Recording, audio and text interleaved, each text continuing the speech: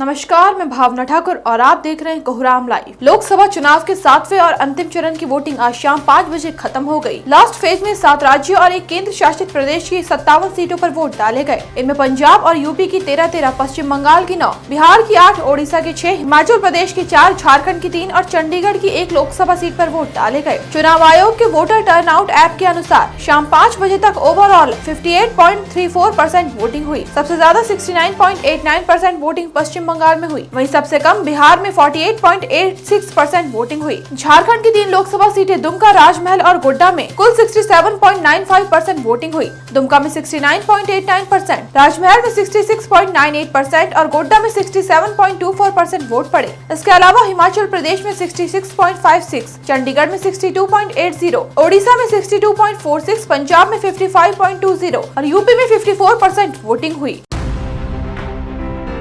राजधानी रांची के डोरंडा में 2 अपराधियों के बीच हुई फायरिंग में एक बच्चे को गोली लगी है। गोली बच्चे के पैर में लगी। घटना डोरंडा के मिस्त्री मोहल्ला में हुई। बच्चे को सदर से रेफर कर रिम्स में भर्ती कराया गया है। गोली बच्चे के पैर से निकाल दी गई है। डोरंडा थानेदार आनंद किशोर ने बताया कि पुरानी रंजिश में कुछ आपराधिक तत्वों के बीच झड़प हुई। दोनों पक्षों में गोलियां चली, जिसमें पास में ही खेल रहे एक 10 साल के बच्चे अकदस मिर्जा के पैर में गोली लग गई। गोली मारने में सैफ, शाकिब और संजर का नाम उछलकर सामने आया है। पुलिस उनकी गिरफ्तारी के लिए छापेमारी कर रही है।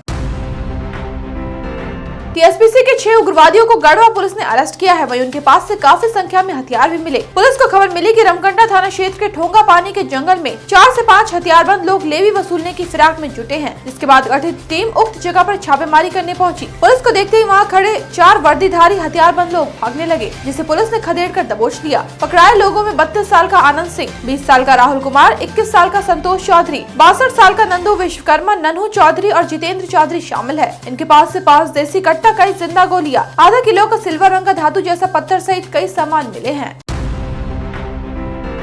7वें चरण के मतदान के साथ ही लोकसभा चुनाव 2024 की मतदान प्रक्रिया खत्म हो गई। मतदान खत्म होते ही आज शाम से एग्जिट पोल जारी होने शुरू हो गए हैं। चुनावों के नतीजे 4 जून को घोषित किए जाएंगे। नतीजों से पहले आज शाम को अलग अलग मीडिया चैनलों और सर्वे एजेंसियों की तरफ से एग्जिट पोल में एनडीए को प्रचंड बहुमत में दिखाया गया। भाजपा को 359 प्लस सीट मिलने के आसार दिखाए गए हैं। वहीं इंडिया गठबंधन को 159 सीटें मिल सकती हैं। एग्जिट पोल में दावा किया गया है कि भाजपा की सरकार बन सकती है। इंडिया टुडे एक्सेस माई इंडिया के अनुसार बिहार में भाजपा को 13 से 15 सीटें, जेडीयू को 9 से 11, लोजपा को 5, राजद को 6 से 7, कांग्रेस को 1 से 2 और अन्य 2 सीटें जीत सकते हैं। वहीं बिहार में इंडी गठबंधन 7 से 8, एनडीए 29 से 33 सीटें जीत सकता है। एबीपी वोटर के एग्जिट पोल के अनुसार आंध्र प्रदेश में 21 से 25 सीटें एनडीए जीत सकती है। तेलंगाना में भाजपा 7 से 9 सीटें, एआईएमआईएम 1 सीटें जीत सकती है। वहीं कर्नाटक में एनडीए 23 से 25, इंडी गठबंधन 3 से 5 सीटें जीत सकते हैं। न्यूज 24 टुडे चाणक्य के एग्जिट पोल के अनुसार छत्तीसगढ़ में सभी 11 सीटें भाजपा को मिल सकती है। उत्तराखंड में सभी 5 सीटें भाजपा को मिल सकती है। गुजरात में 26 सीटों पर भाजपा कब्जा कर सकती है। तीनों ही राज्यों में कांग्रेस का खाता खुलता नहीं दिख रहा।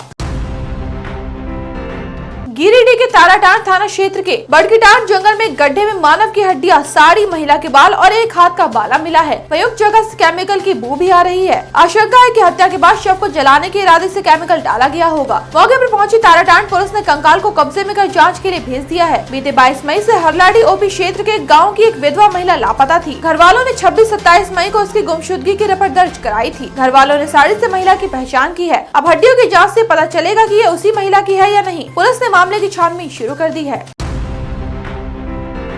उबलती गर्मी से परेशान लोग अब बिजली को लेकर मारामारी पर उतर आए हैं। बीती रात 2 पक्षों में बिजली को लेकर झड़प हो गई। बात मार पिटाई तक पहुंच गई। बीती रात धनबाद के बागमारा अनुमंडल के मधुबन बस्ती में आंधी बरसात के बाद बिजली गुल हो गई। आधी रात बाद 14 नंबर फीडर में आई तकनीकी समस्या को दूर कर बिजली बहाल कर दी गई। लेकिन 15 नंबर फीडर के लोगों को बिजली नहीं मिली। जिन्हें बिजली नहीं मिली वे 14 नंबर के फीडर की भी बिजली काटने की मांग करने लगे। इसी बात को लेकर दोनों पक्षों में मारपीट तक होने लगी। आज सुबह 14 नंबर फीडर की बिजली से लाभान्वित होने वाले लोग अपनी मारपीट की शिकायत लेकर मधुबन थाने पहुंचे। तभी वो पक्ष जो बिजली बंद करने की मांग कर रहा था वो भी थाने पहुंच गया। थाने में ही मारपीट शुरू हो गई। लोग थाने पर भी पथराव करने लगे। फायरिंग की भी खबर है। हालात को काबू करने के लिए कई थानों की पुलिस मौके पर पहुंची। घटना में पुलिस भी जख्मी हुई है। मौके पर पहुंचे ग्रामीण एसपी कपिल चौधरी ने कहा कि दोषियों के खिलाफ कड़ी कार्रवाई की जाएगी।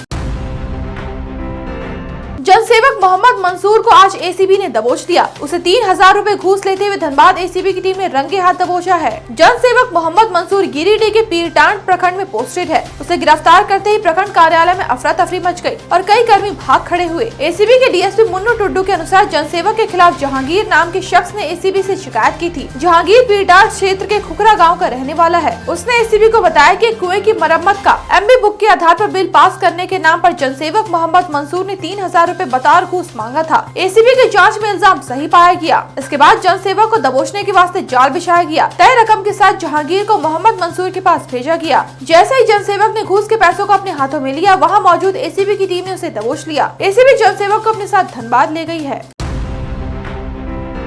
राजधानी रांची में आज हवाओं के तेज झोंके चलते रहे। मौसम सुहाना बना रहा। मौसम विभाग ने रांची समेत 17 जिलों में ठनका और तेज हवाओं का ऑरेंज अलर्ट जारी किया है। इनमें रांची, रामगढ़, गुमला, सिमडेगा, पूर्वी पश्चिमी सिंहभूम, खूंटी, सरायकेला खरसावा, बोकारो, धनबाद, गिरिडीह, देवघर, जामताड़ा, दुमका, गोड्डा, पाकुड़ और साहिबगंज शामिल है। यहाँ हवाएं 40 से 50 किलोमीटर की रफ्तार से चलने की उम्मीद है। वहीं गढ़वा और पलामू को छोड़कर बाकी शेष जिलों में भी येलो अलर्ट जारी किया गया है। ये अलर्ट आज से 3 जून तक के लिए जारी किया गया है। मौसम में बदलाव से गर्मी से थोड़ी राहत मिलने की उम्मीद है, लेकिन पलामू और गढ़वा में गर्मी से हाल बेहाल है। वहां अब भी पारा 46 डिग्री के करीब है। अब तक मिले आंकड़ों के मुताबिक झारखंड में 17 लोगों की जान लू लगने से जा चुकी है। वहीं 3 की मौत ठनका गिरने से हुई है। ऐसे ही दिन भर की बड़ी खबरों के लिए जुड़े रहिए कोहरामलाइव.com के साथ।